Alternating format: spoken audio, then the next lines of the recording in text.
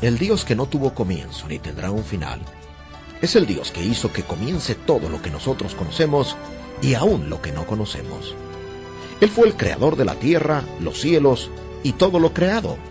Él no solamente nos da el privilegio de disfrutar de lo que Él creó, sino también nos permite disfrutar de una relación saludable con nuestro Creador. Génesis es el primer libro de la Biblia y en él no solo comienza la creación, sino también comienza la relación del hombre con Dios. Le invitamos a escuchar el mensaje titulado Génesis, donde todo comienza. Si hay un inicio que realmente nos conmueve a nosotros, fuera de todo esto que he mencionado, es el inicio de todas las cosas. Y el libro de Génesis es para el cristiano un libro de mucha nostalgia. Es el libro de nuestras raíces. Todo empieza allí. Y todo lo que es significativo en el resto de la Biblia halla su cimiento y significado en el libro de nuestras raíces. El libro de los principios.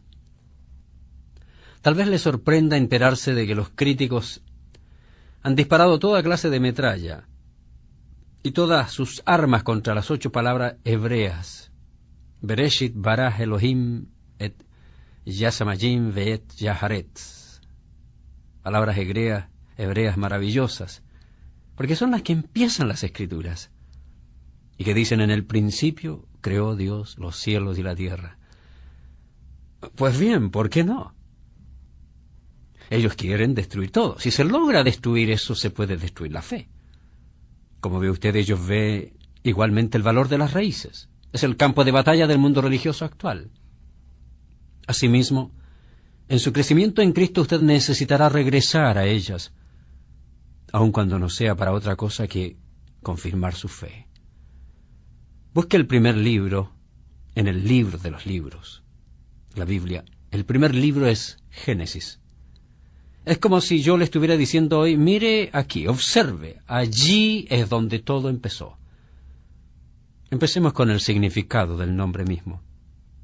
Tal vez le sorprenda enterarse que este libro hebreo tenga un título griego. Este título griego le fue dado alrededor del año 250 a.C. por parte de un grupo de eruditos, aproximadamente 70 de ellos, que hicieron la traducción que se conoce como la Septuaginta. Este nombre quiere decir 70. 70. Tradujeron el texto hebreo al griego, por cuanto el griego era el idioma del día en el período intertestamentario. Es decir, lo que fue escrito en griego, en hebreo, fue traducido al texto griego.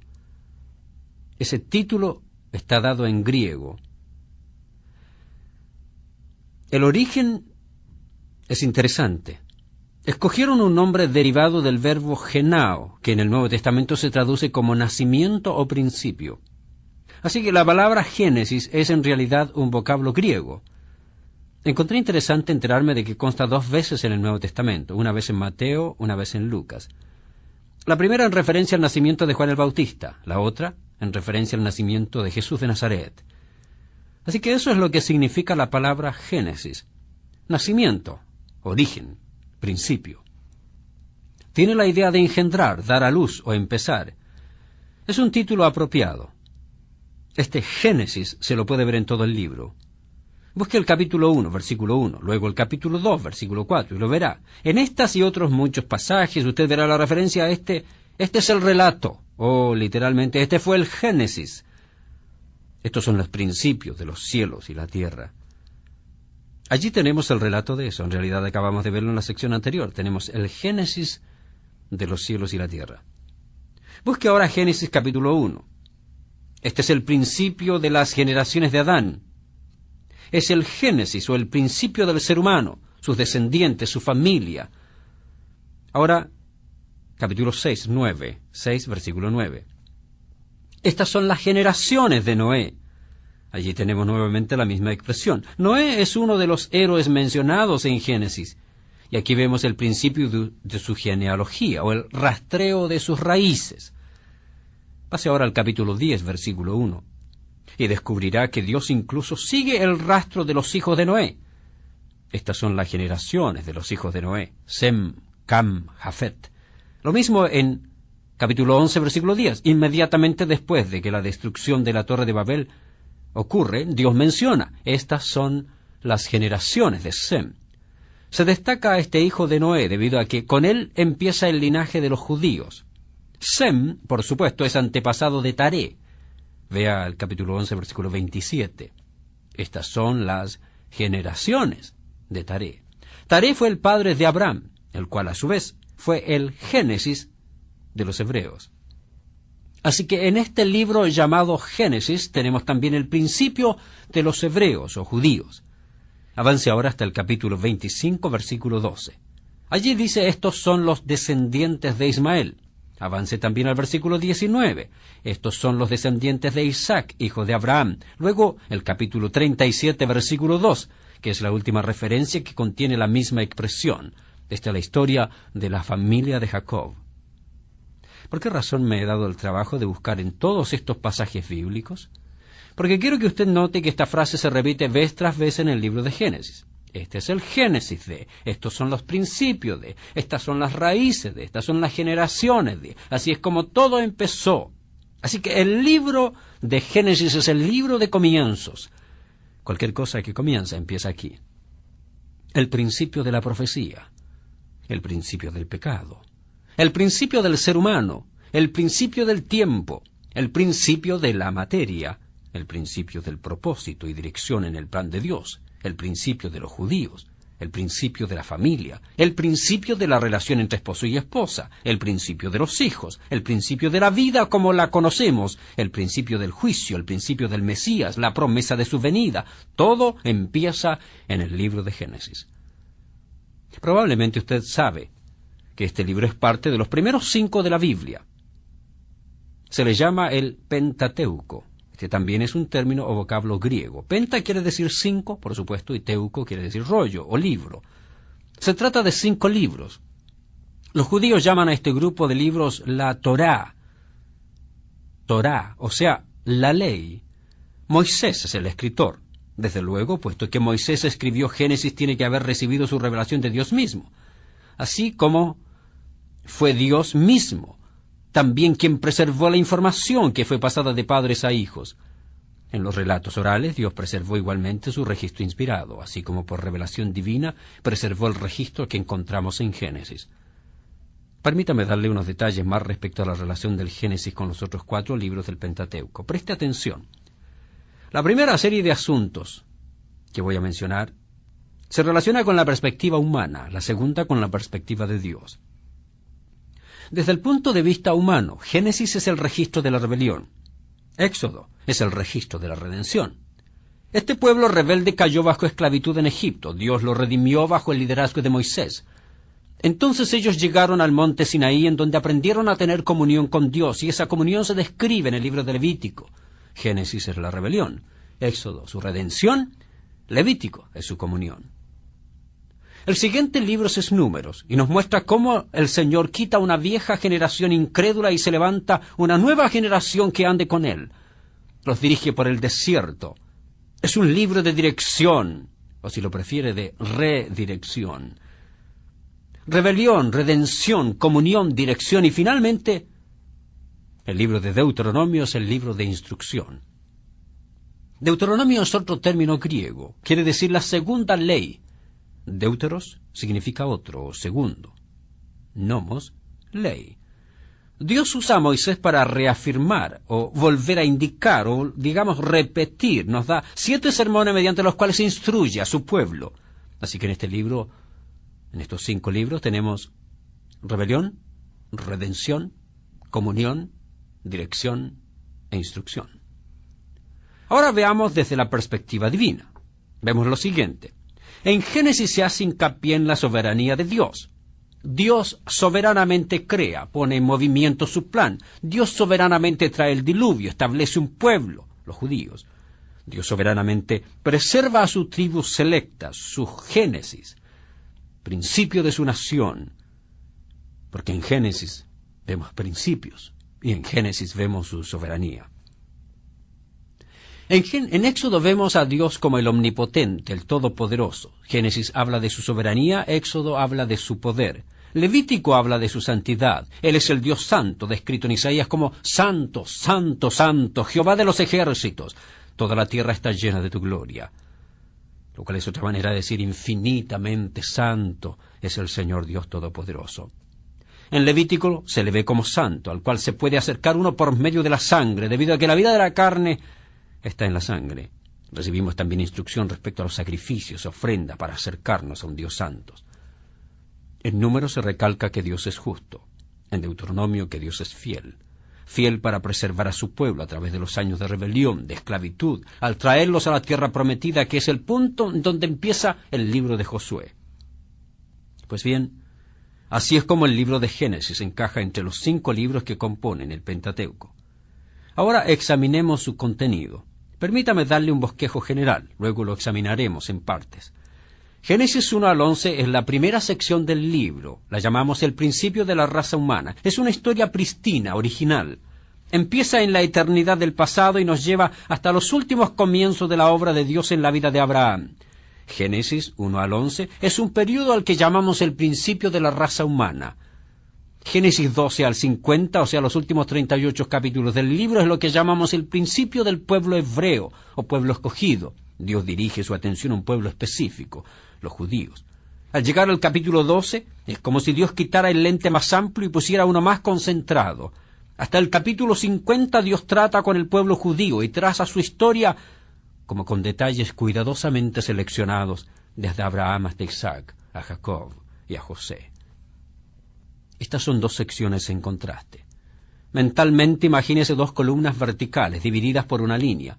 A la izquierda piensa en términos de Génesis 1 al 11. Esto cubriría un periodo de aproximadamente unos 2000 años y ciertamente mucho más. Sin embargo, en la segunda sección, a la derecha, tenemos alrededor de 300 años. En la primera sección de historia original se trata el origen del hombre hasta Abraham. Pero después de Abraham, el rastreo avanza apenas alrededor de 300 años. En la primera sección el énfasis recae en los eventos. En la segunda sección el énfasis recae en las personas. En cada sección hay 4 puntos destacados.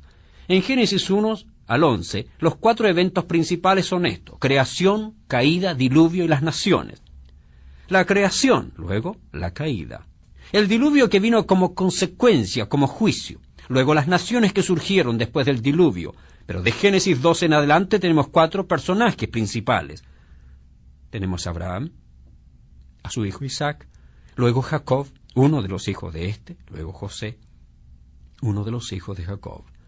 Al concluir el libro de Génesis usted halla la vida de José, de quien se revela en el último versículo que murió cuando tenía 110 años de edad. El resultado de la primera sección es confusión y esparcimiento. La gente se reunió en Babel y empezó a construir su propia gloria, a edificar para la gloria humana. Cuando Dios entró en escena, los seres humanos se hallan esparcidos en muchas tribus, muchas naciones, muchos lenguajes. Hasta aquí, por lo que puedo entender, había un solo idioma en la tierra. Al llegar al capítulo 12 y en adelante, el pueblo acaba en esclavitud en Egipto y necesita esperanza, redención, liberación. Ahora retrocedamos nuevamente y conectemos algunos capítulos con esos eventos y personas. Eso le ayudará y luego veremos algunas de las secciones del libro. En los 2 primeros capítulos vemos la creación. Luego en el capítulo 3 tenemos la caída. De los capítulos 4 al 9 tenemos el diluvio. Finalmente en los capítulos 10 y 11 tenemos las naciones. Creación, caída, diluvio, naciones. En la siguiente sección tenemos a Abraham. Desde el capítulo 12 al 25, Isaac en 26 y 27, Jacob del 28 al 36, José del capítulo 37 al 50. No hay nada como regresar a nuestras raíces y captar estas cosas elementales de nuevo. Me encantaría volver a mi ciudad natal, Punta Arenas, porque sé que aquellas raíces me van a volver a aumentar mi amor por mi patria. Me encanta regresar y ministrar allá. Me encanta tener la oportunidad de meterme a nivel de gobierno. Me hace volver a mis raíces y saber que el Señor me llamó para dejar un nombre en la historia y no para pasar desapercibido. Así me encanta volver a las raíces de nuestra fe. Y aquí vemos hombres maravillosos: Abraham, Isaac, Jacob, José. De modo que en nuestro bosquejo básico tenemos 3 divisiones: historia, cronología y énfasis. Tenemos la historia primitiva, patriarcal, es la historia de la raza humana. En cronología vemos que transcurren, en la primera sección de Génesis, más de 2000 años. En la siguiente sección transcurren aproximadamente 300 años. Bajo énfasis tenemos 4 eventos y 4 personajes importantes. Así que en su bosquejo anote 4 eventos y luego 4 personajes. Luego podemos incluir en nuestro bosquejo o cuadro sinóptico un lugar para versículos claves. ¿Cuál pensaría usted que pudiera ser el versículo clave de Génesis? No sería demasiado difícil figurárselo. Génesis 1:1, también si lo prefiere Génesis 3:15, lo cual es la primera referencia a la venida del Señor Jesucristo. Y allí se menciona la simiente de la mujer. Es el Cristo de la gloria. Aquel que sin nacer todavía ya es mencionado en el inicio de la raza humana, porque a Dios no se le escapa ningún detalle. La frase clave sería: estas son las generaciones de, son los principios de. Se halla más de 10 veces en el libro de Génesis. Usted puede descubrir mucho respecto a un individuo para ver acerca de que ese individuo puede hablar o rehusar hablar de personas. Ahora, el nivel más elevado de conversación es el nivel de las ideas. El segundo nivel es el de eventos. El nivel más bajo es hablar acerca de personas. La mayoría de nosotros continuamente nos movemos en el nivel más inferior. Pocos son los individuos que tienen suficiente profundidad en su conocimiento como para poder hablar con toda libertad en cuanto a ideas, sin acotarse o permitir que le produzcan un cortocircuito. La Biblia habla acerca de todos esos asuntos. Para empezar, en el capítulo 1, versículo 1, llegamos al comienzo, o principio. Es un concepto fantástico. Ni siquiera podemos imaginarlo. Así que necesitamos una ilustración. Se remonta al tiempo cuando no había nada, absolutamente nada. No hay manera en que usted pueda comprender cómo era esto. Era la eternidad, no había nada allí, nada excepto Dios. Dios en 3 personas. No había nada, no había universo, no había materia, solo infinito. Pienso que esto quedaría ilustrado al pensar en una pelota de acero del tamaño de esta Tierra, de más de 40.000 kilómetros en su circunferencia, de acero sólido, y cada 1.000.000 de años se suelta una golondrina para que llegue a esa pelota para afilar su pico y volar de nuevo por otro 1.000.000 de años, para entonces regresar de nuevo para hacer lo mismo. Para cuando haya reducido esta gigantesca esfera de acero al tamaño de una bala para escopeta de fogueo, la eternidad apenas habría empezado. Tengo que añadir que para entonces la golondrina ni existiría. Pero esto les da una idea de que usted no puede ni siquiera imaginarse la eternidad. No es posible. En nuestra orientación todo se relaciona con tocar, ver, oler. Nuestra orientación se halla totalmente en el campo de lo visible. Ni siquiera podemos captar lo invisible, y cuando lo intentamos solo logramos hacerlo en el campo de la imaginación, no en el campo de los hechos reales. Pero Dios moraba allí, donde no había nada más. Él ya era en ese principio, que en realidad nunca tuvo un principio, y fue allí que por su palabra creadora creó toda la materia. Todo esto empezó y fue desdoblándose como Génesis lo revela. El proceso no se establece con claridad, excepto al decirlo, hablando de días del primero al sexto, y que al séptimo día descansó. Observe ahora Génesis 1:31, y vio Dios todo lo que había hecho, y aquí que era bueno en gran manera.